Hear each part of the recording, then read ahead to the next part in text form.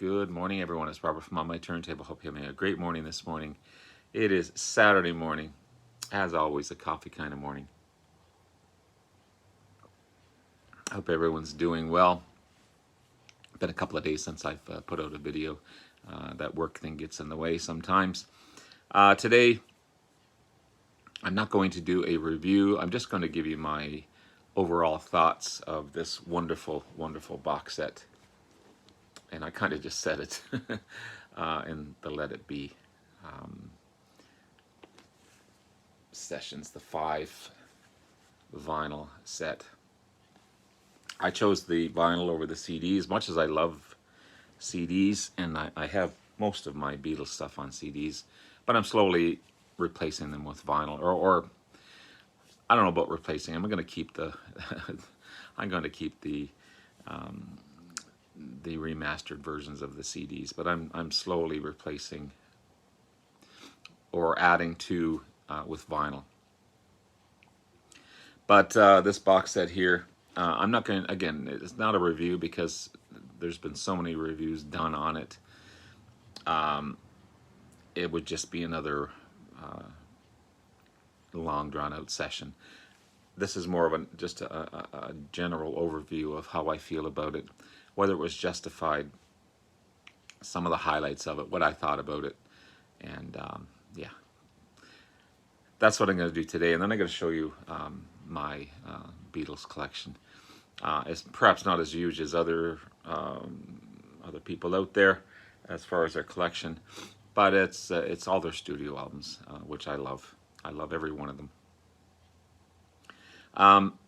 So you've got you've got live material, you've got demos, you got outtakes, and mixes that haven't been heard, and of course the wonderful remaster of the Let It Be album itself, which sounds so good. It's the third remake basically of this album, and it's done by Giles Martin, the son of George. In my opinion, did an amazing job. I love the material on the extra rehearsals and outtakes. It kind of makes you feel like you're sitting in the corner watching these guys and the magic that they put together. I wish that were true. I wish I could have been a fly on the wall during those sessions. But that's how it makes you feel. Everything's clear. The instruments are clear. The vocals are clear. Nothing's muddled. You can hear the 2 guitars. You can hear Ringo's drums, Paul's bass. You got 57 tracks to listen to and rediscover just how good these 4 guys were. Again, the bass lines, Paul's bass. When he does some little ditties there while he's waiting for the song to happen, he does some bass runs. Just remarkable stuff. And then you got George's lead work. It reminds you of how good he was on lead guitar.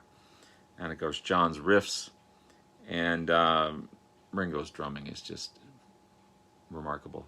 Just no one plays like him. I think, if I recall, it's a right-handed drum, but he plays left-handed or vice versa. So everyone tries to play like him, but they can't because of the drums. That's how he described it in one of his interviews a while back. Maybe I've got it asked backwards, but at certain points, you can hear them having a great time, joking and laughing, and unfortunately, the end would be just around the corner, which is the sad part about this. That you hear the magic in this box set, but then the end is near. Billy Preston shines on this one. You could hear him in some tracks on versions like this type of thing, but pardon me, they brought him more front and center, which is amazing.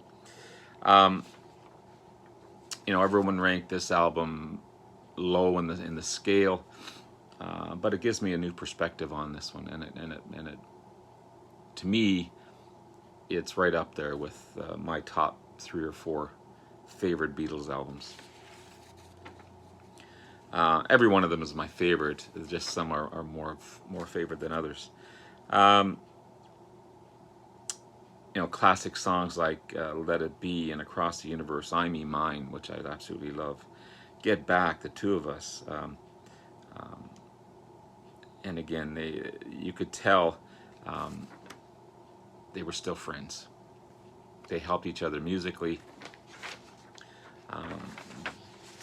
even though George at one point walked out because John wouldn't let it go.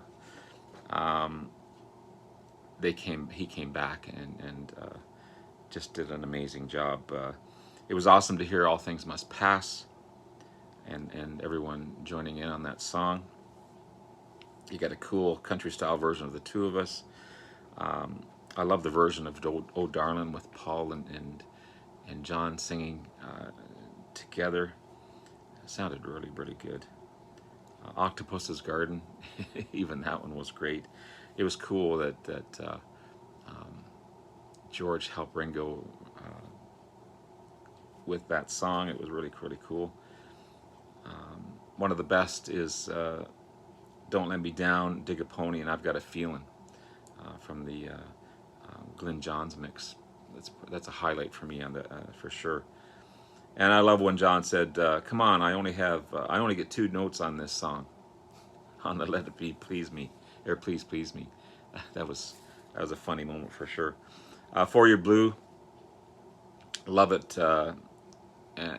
when all the guys got together and played that one. And then John says at the end, "Does this guitar sound in tune, Glenn?" That was a cool part. So overall, you've got an iconic album, made even better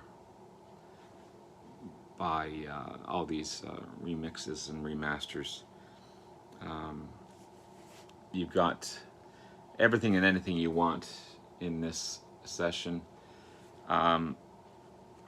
It justifies the price to me as a collector's item. I give it a 5 out of 5 as far as if I was to rank it.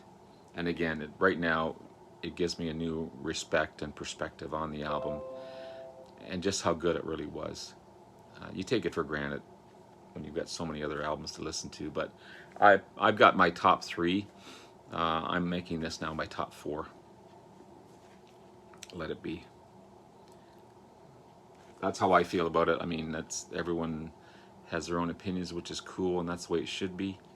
But to me, this is top 4 for sure. Top 4. Again, I loved it when I had this version of it, but I love all the albums that I have. You've got "Please Please Me," their first one. I've got to get a vinyl copy of this one somewhere. I haven't seen it in the wild, but it's awesome stuff. Some great covers, some great originals. Really, really good. Just picked this up yesterday. I had the CD version of with the Beatles. I love this album. I think it's really they grew from the first album. So I picked this one up yesterday. It's on the Parlophone label. All these remasters. 180 gram vinyl. Again, some covers, some great originals, but a fantastic album. And it sounds good. It sounds really good. As well as the CD version, obviously. You've got Hard Day's Night. So Please Please Me and With the Beatles came out in '63. They seemed for a while putting 2 albums out in each year. So '63 they put out Please Please Me and With the Beatles. '64 Hard Day's Night.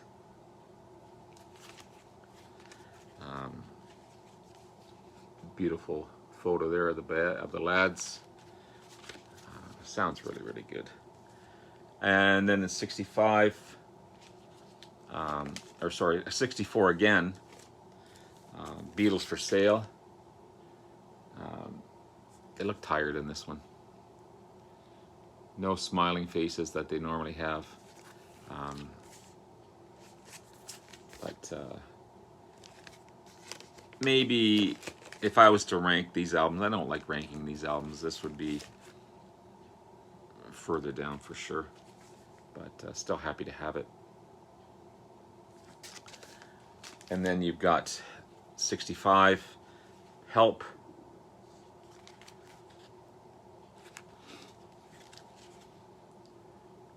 Just love this one as well. 65 again with Rubber Soul.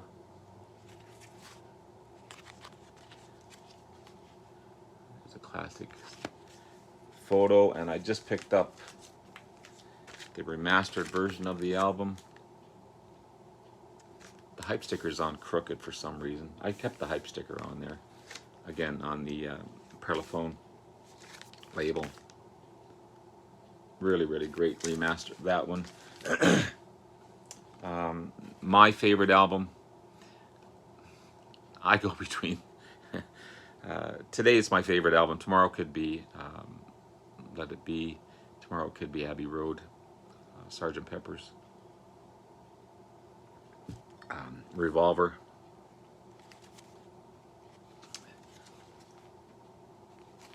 And again, I just replaced this one with the remastered vinyl. Same label. Sounds amazing. Sounds amazing. The iconic Sgt. Pepper's. My top 4. And when I say top 4, that doesn't mean 1, 2, 3, 4. I mean top 4 in the same line. So Sgt. Pepper's, and again, I just got the remastered version not too long ago. It's a double album, or sorry, it's a gatefold album. Amazing, amazing stuff. So, Revolver, Sgt. Pepper, Abbey Road, and Let It Be right now are my top 4s. Then you've got 1967 again, Magical Mystery Tour. I did see a vinyl version of this one. I may pick this one up in the next little bit. Awesome stuff. And then 68, I've got 2 copies of the White Album. It's on the white vinyl Capitol label. And then I've got on the Apple label. Both sound great. Both sound great. 69. This one seems to, it should have been earlier for some reason. I don't know. I know it's a later album, but it just seems it should have been earlier, like in the earlier 60s. But Yellow Submarine.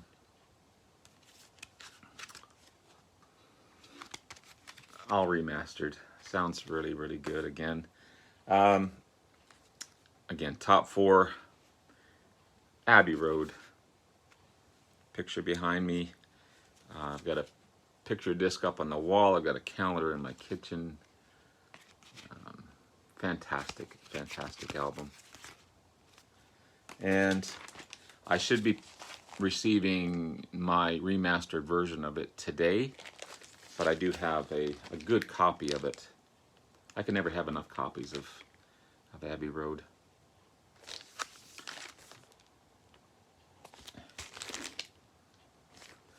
And oh, I don't know. And obviously, Let It Be, 1970. Let It Be, their final album. And of course the big box set that I have. A few compilations, not a lot, unfortunately. 65 Greatest Hits on the Capitol label. I Feel Fine, She's a Woman, No Reply, I'm a Loser. Rock and Roll Music, I'll Follow the Sun. Honey Don't, I'll Be Back. Babies in Black, Everyone's Trying to Be My Baby, and Mr. Moonlight. That's on the Capitol label. The black Capitol. And the Red Album, 1962, 1966, 1973 release.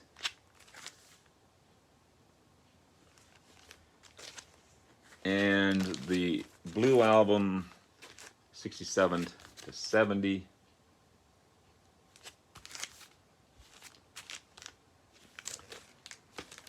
And the Ron Howard film, 8 Days a Week, live at the Hollywood Bowl, the touring years. This was a great documentary. Classic photo of these guys. So there's my look at Let It Be. The box set, I love it, absolutely love it. I'm so happy to have it. Proud to have it. I can't get enough of it. I've listened to it daily, both on Spotify and on the vinyl when I can. And I love all my Beatles albums. I'm definitely, other than Deep Purple, my favorite band ever. But that's it, guys. Take care. Love you all. I'll be back again maybe later on today or tomorrow with another video. And take care. Enjoy your weekend. Bye now.